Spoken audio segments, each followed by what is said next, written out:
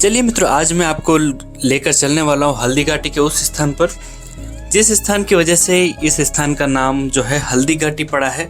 हल्दी घाटी का मतलब क्या है वो भी हम सारा समझेंगे। और ये देखिए, ये हम आ गए हैं, ये वो स्थान है जिसकी वजह से इसे हल्दी घाटी कहा जाता है। यह पूरा देखिए, बिल्कुल दोनों तरफ पहाड़ है, पहाड़ के बीच में से रास्ता निकला हुआ है। और यहाँ हम अच्छे से दर्शन करने के बाद हम चलेंगे वो स्थान पर जहाँ पर महाराणा प्रताप के चेतक ने जंप किया था और बलिदान दिया था स्वयं का। ठीक है, जो पूरा एरिया है यहाँ पर जितनी भी मिट्टी है बिल्कुल पीली है, बिल्कुल हल्दी की तरह इसकी मिट्टी है, इस वजह से इसे हल्दी घाटी कहा जाता है। और आगे भी देखेंगे, यहाँ से पूरा यहाँ तक जितनी भी आप मिट्टी देख रहे हैं पूरी पीली मिट्टी है। और इसी वजह से इसको, जिस तरह से हल्दी होती है खाने के, जो रसोई में जो हल्दी खाने में काम में ली जाती है, बिल्कुल उस तरह की जो यहाँ की मिट्टी है, बिल्कुल आप देखेंगे हल्दी की तरह इसकी मिट्टी है, इसलिए इसको हल्दी घाटी कहा जाता है।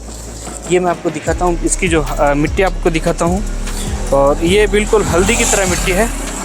और यहाँ से, क्योंकि ये शौर्य का प्रतीक है, क्योंकि यहाँ पर महाराणा प्रताप का और जो उनके जो योद्धा थे उनका रक्त भी गिरा है, तो इसीलिए इस मिट्टी से तिलक भी किया जाता है। और ये महाराणा प्रताप के शौर्य का प्रतीक है। ये देखिए, मैं आपको दिखाता हूँ, हल्दी बिल्कुल जिस तरह से हल्दी होती है उस तरह की यहाँ की मिट्टी है। हल्दी घाटी की पीली मिट्टी के दर्शन करने के बाद में यहाँ से लगभग 100 मीटर की दूरी पर ये वो नाला शुरू हो जाता है जहाँ से महाराणा प्रताप का परम पराक्रमी चेतक ने महाराणा प्रताप की जान बचाने के लिए नाले को, बरसाती नाले को कूदा था। तो ये यहाँ से नाला शुरू हो जाता है। लेकिन देखिए, यहाँ का अभी जो स्थिति है बहुत ज़्यादा डीप फॉरेस्ट हो चुका है, बहुत ज़्यादा जंगल है, यहाँ पर जाने का कोई रास्ता नहीं बचा है। और इसके अंदर बहुत सारे जंगली जीव भी जंगली जानवर भी हो सकते हैं, क्योंकि इस एरिया में चीता और जो पैंथर हैं वो बहुत ज़्यादा मात्रा में मिलते हैं। इस वजह से अकेले यहाँ से अंदर जाना बहुत ही मुश्किल है।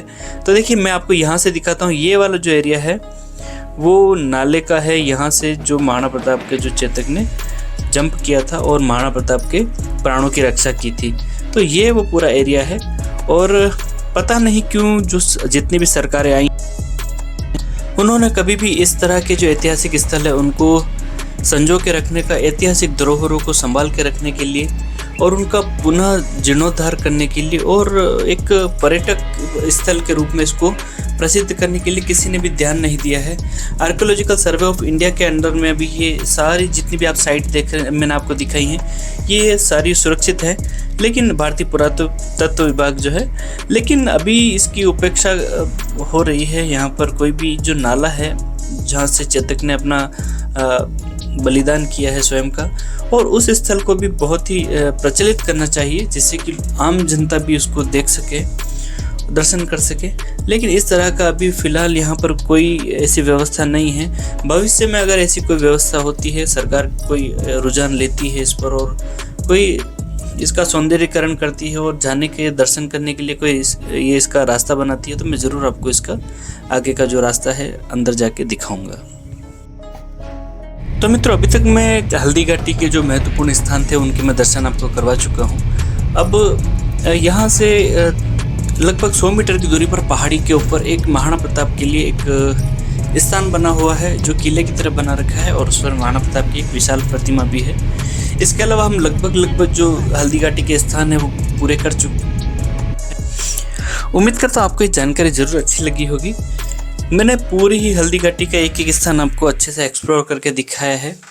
और उसके बाद में हम चलेंगे जो महाराणा प्रताप के और भी जितने भी योद्धा हैं उनके जो स्मारक हैं उनका भी मैं आपको दर्शन करवाऊंगा।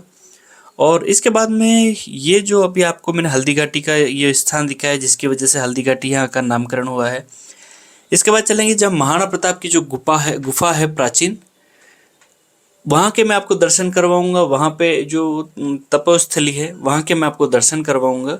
उसके बाद में लगभग हमारा जो महाराणा प्रताप का जो हल्दी घाटी का जो एपिसोड है वो पूरा यहाँ पर ख़त्म हो चुका है।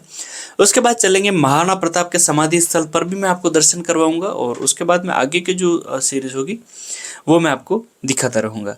तो ये था आज तक का भी हल्दी घाटी का ये महत्वपूर्ण स्थान है जिसकी वजह से इसे हल्दी घाटी कहा जाता है। उम्मीद करता हूँ आपको वीडियो जरूर अच्छा लगा जरूर लाइक करें, कमेंट करें, चैनल को जरूर सब्सक्राइब कीजिए। नमस्कार दोस्तों, जय हिंद।